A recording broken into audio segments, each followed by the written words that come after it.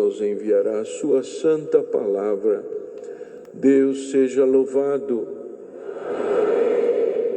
Com a ajuda de Deus e a guia do seu Santo Espírito, o Evangelho de Jesus Cristo reportado em Lucas, capítulo 24.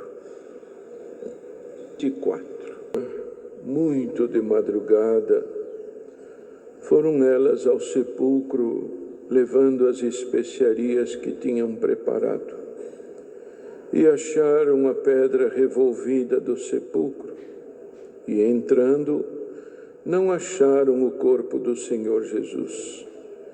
E aconteceu que, estando elas perplexas a esse respeito, eis que pararam junto delas 2 varões com vestidos resplandecentes, e estando elas muito atemorizadas, e abaixando o rosto para o chão, eles lhes disseram: por que buscais o vivente entre os mortos?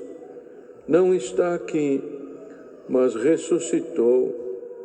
Lembrai-vos como vos falou, estando ainda na Galileia, dizendo: convém que o Filho do Homem seja entregue nas mãos de homens pecadores, e seja crucificado, e ao 3º dia ressuscite.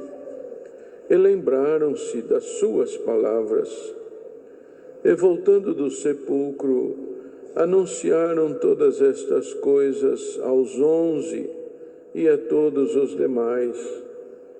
E eram Maria Madalena, e Joana, e Maria, mãe de Tiago, e as outras que com elas estavam, as que diziam estas coisas aos apóstolos. E as suas palavras lhes pareciam como desvario, e não as creram.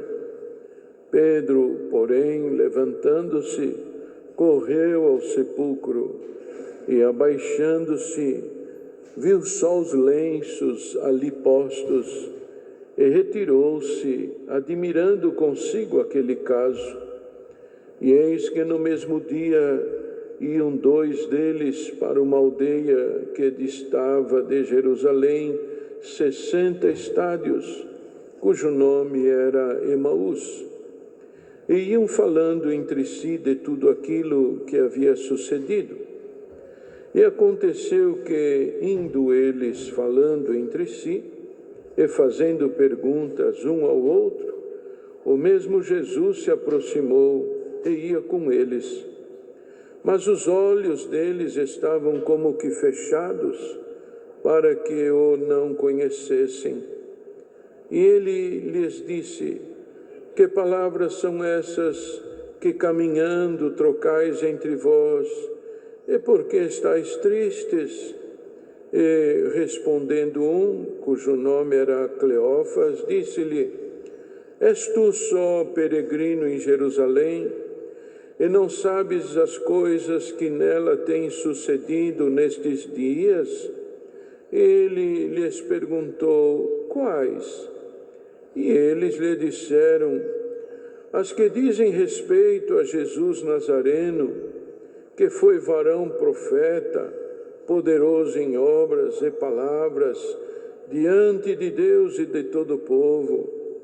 E como os principais dos sacerdotes e os nossos príncipes o entregaram à condenação de morte e o crucificaram. E nós esperávamos que fosse ele o que remisse Israel. Mas agora, sobre tudo isso, é já o 3º dia desde que essas coisas aconteceram.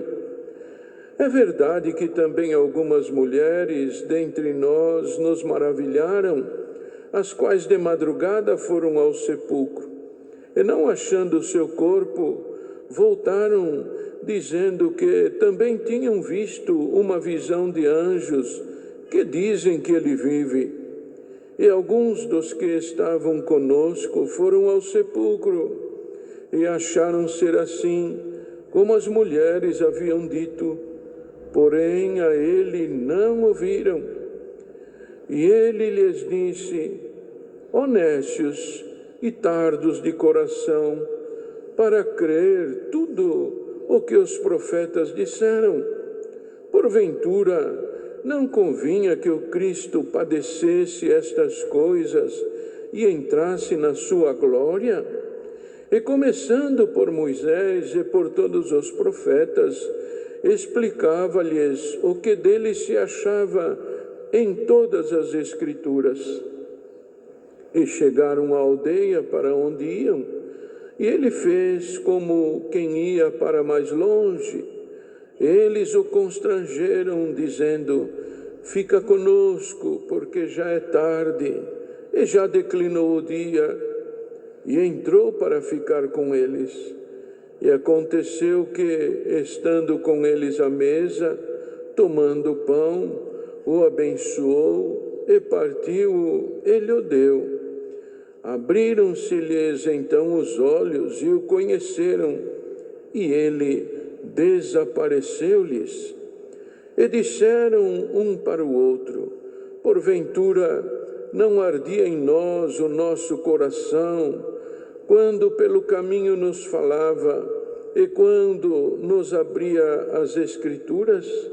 E na mesma hora, levantando-se, tornaram para Jerusalém e acharam congregados os 11 e os que estavam com eles, os quais diziam: ressuscitou verdadeiramente o Senhor e já apareceu a Simão. E eles lhes contaram o que lhes acontecera no caminho e como deles foi conhecido no partir do pão. Estes versos. Amém. Glória ao nome santo de Deus. Bendito seja o Senhor.